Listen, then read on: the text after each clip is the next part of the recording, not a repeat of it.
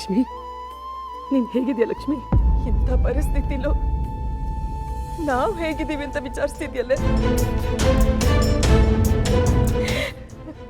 ಇಷ್ಟು ವರ್ಷದ ನಂತರ ನಿನ್ನ ಇಂಥ ಜಾಗದಲ್ಲಿ ಈ ಸ್ಥಿತಿಲಿ ನೋಡ್ತೀನಿ ಅಂತ ನಾವು ನಿಜವಾಗ್ಲೂ ಅಂದ್ಕೊಂಡಿರಲಿಲ್ಲ.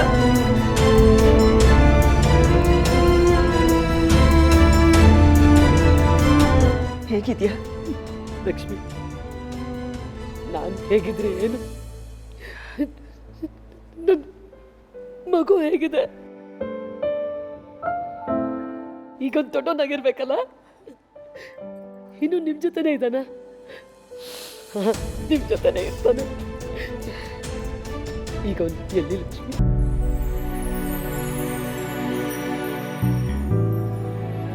ನಿಮ್ಮ ಮಗನ್ ನೋಡೋದಕ್ಕೆ ಅಷ್ಟು ಆಸೆ ಆಗ್ತಾ ಇದೆಯಮ್ಮ? ಅಣ್ಣ, ಇಷ್ಟು ದಿನ ಈ ಉಸಿರು ಇಟ್ಕೊಂಡು ನಾನು ಬದುಕಿರೋದು ನನ್ನ ಮಗನಿಗೋಸ್ಕರನೇ. ನನ್ನ ಸಾಯಕ್ ಮುಂಚೆ ಒಂದೇ ಒಂದ್ಸಲ ಅವನನ್ನ ಕಣ್ ತುಂಬ್ಕೊಂಡು ಪ್ರಾಣ ಬಿಟ್ಬಿಡ್ತೀನಲ್ಲ.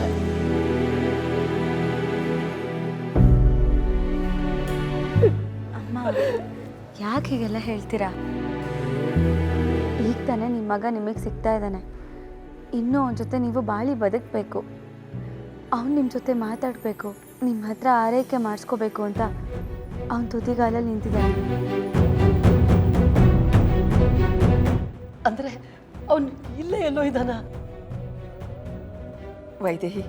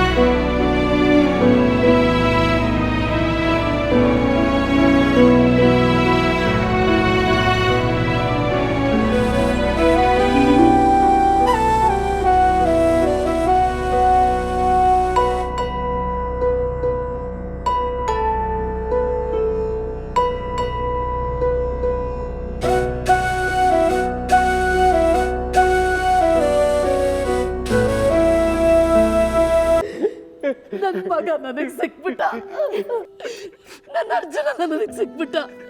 ಕನ್ನ ಕನ್ನ,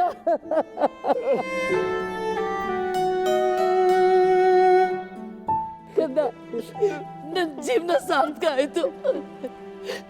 ಯಾಕೋ ನನ್ನ ನೋಡೇನು ಮಾತಾಡ್ತಾ ಇಲ್ಲ.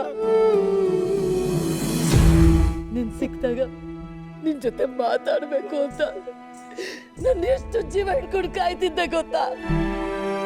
ಮಾತಾಡೋಕಂತ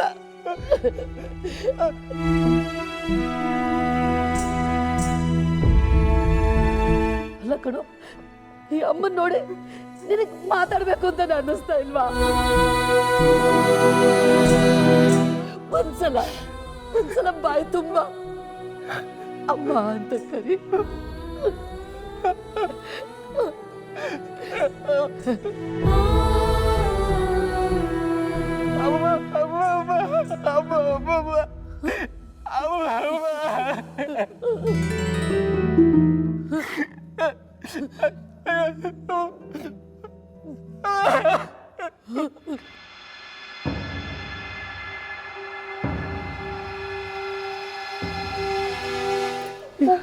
ಯಾಕೋ ಹೀಗಾಡ್ತಿದ್ಯಾ ಲಕ್ಷ್ಮಿ?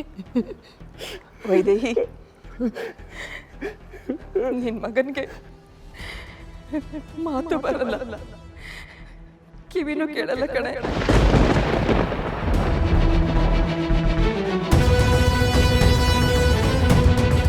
ಲಕ್ಷ್ಮಿ, ನಾನೇನು ಅನಾಥಾಶ್ರಮದಲ್ಲಿ ಬಿಟ್ಟು ಹೋದಾಗ ಎಷ್ಟು ಚೆನ್ನಾಗೇ ಇದ್ನಲ್ಲ, ಆಮೇಲೆ ಏನಾಯ್ತು? ಅದು ಅನಾಥಾಶ್ರಮದಲ್ಲಿ ಒಂದು ಅಗ್ನಿ ದುರಂತ ನಡೆಯಿತು.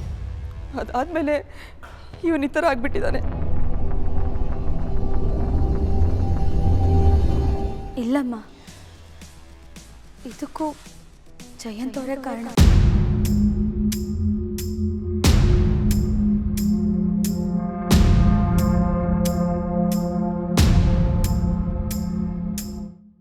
ವೆಂಕಿ ಅಣ್ಣ ಅವರಿಂದ ಎಲ್ಲಿ ದೂರ ಹೋಗ್ಬಿಡ್ತಾನೋ ಅನ್ನೋ ಭಯದಿಂದ, ಕೋಪದಿಂದ ಹೀಗೆಲ್ಲ ಮಾಡಿದ್ದಾರೆ.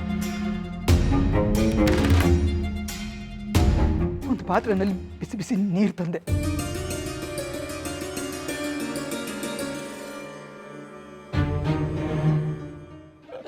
ಅಯ್ಯೋ, ನನ್ನೆಂತ ಕೆಲಸ ಮಾಡ್ಬಿಟ್ಟೆ. ನನ್ನಿಂದ ನನ್ನ ಜೀವನ ಹಿಂಗಾಗೋಯ್ತು.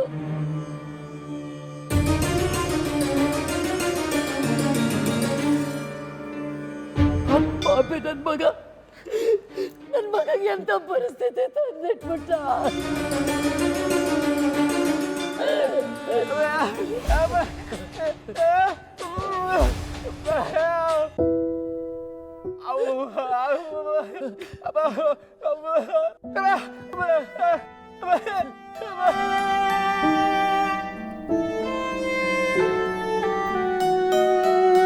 ನನಗೇನು ಆಗಿಲ್ಲ, ನಾನು ಚೆನ್ನಾಗಿವ್ನಿ. ಅಮ್ಮ ಮತ್ತು ಅಪ್ಪ ಇಬ್ಬರು ನನ್ನ ಸ್ಯಾನೆ ಚೆನ್ನಾಗಿ ನೋಡ್ಕೊಂಡವ್ರೆ ಅಂತ ಹೇಳ್ತವ್ರೆ. ಲಕ್ಷ್ಮಿ, ಯಾವ ಜನ್ಮದಲ್ಲಿ ನನ್ನ ತಾಯಿ ಆಗಿದ್ಯೋ, ಈ ಜನ್ಮದಲ್ಲಿ ಇವನಿಗೆ ತಾಯಿ ಆಗಿದ್ದೆ. ನಿನ್ ಋಣ ತೀರಿಸ್ಬೇಕು ಅಂದ್ರೆ ನಾನು ನಿನ್ನ ಹೊಟ್ಟೆಲ್ ಹುಟ್ಟಬೇಕು ಲಕ್ಷ್ಮಿ. ವೈದೇಹಿ, ಯಾಕೆ ಹೀಗೆಲ್ಲ ಹೇಳ್ತಾ ಇದೀಯಾ?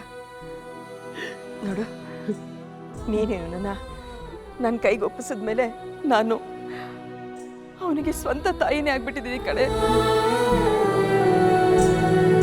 ಅವನು ನಮ್ಮ ಮನೆಗೆ ಬಂದಾಗಿಂದ ನಮ್ಮ ಜೀವನನೇ ಬದಲಾಗೋಯ್ತು. ಮಕ್ಕಳಿಲ್ಲ ಅಂತ ಕೊರಗ್ತಾ ಇದ್ದಿದ್ದು ನನಗೆ ಆ ದೇವರು 5 ಮಕ್ಕಳುಗಳನ್ನ ಕೊಟ್ಟ.